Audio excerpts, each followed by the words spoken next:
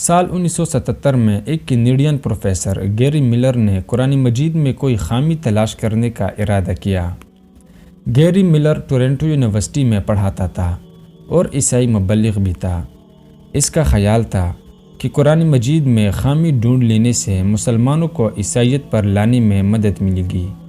Miller نے قرآن مجید کے مطالعے کے بعد جو کچھ لکھا، انتہائی غیر جانبداری کے ساتھ لکھا۔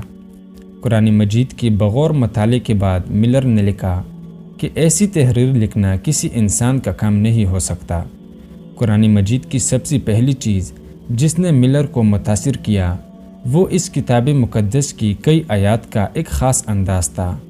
مثلاً سورۃ النساء کی 22ویں آیت جس کا ترجمہ ہے، تو کیا وہ قرآن پر غور نہیں کرتے؟ اگر یہ قرآن مجید اللہ کے سوا کسی اور کا کلام ہوتا تو بے شک وہ اس میں کئی غلطیاں پاتے۔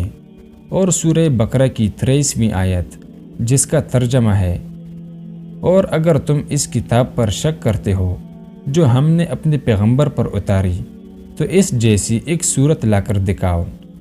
قرآن مجید پر تحقیق کے بعد پروفیسر ملر نے دی امیزنگ قرآن کے نام سے ایک لیکچر دیا، جس میں اس نے کہا کہ دنیا میں ایسا کوئی مصنف نہیں جو ایک کتاب لکھے اور پھر لوگوں کو چیلنج کرے کہ آؤ میری کتاب میں غلطی نکال کر دکھاؤ۔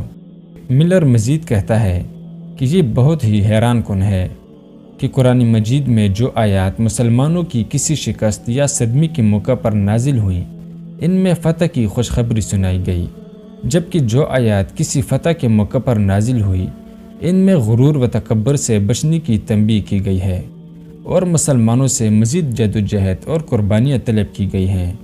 گیری ملر کہتا ہے کہ اگر کوئی شخص اپنی آپ بیتی لکھتا ہے تو وہ اپنی فتوحات کو بڑھا چڑھا کر بیان کرتا ہے اور شکست کو بھی ہیلے بہانے سے جیت ہی قرار دینے کی کوشش کرتا ہے، لیکن قرآن مجید میں تسلسل کے ساتھ اور انتہائی منطقی انداز میں اس کے بالکل برعکس لکھا گیا ہے۔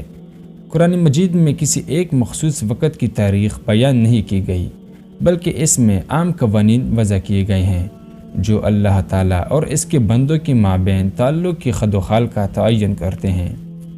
واضح رہے کہ گیری ملر نے 1977 میں قرآن مجید پر تحقیق کا آغاز کیا تھا اور محض ایک سال بعد 1978 میں انہوں نے اسلام قبول کر لیا اور اپنا نام عبدالاحد رکھ لیا تھا۔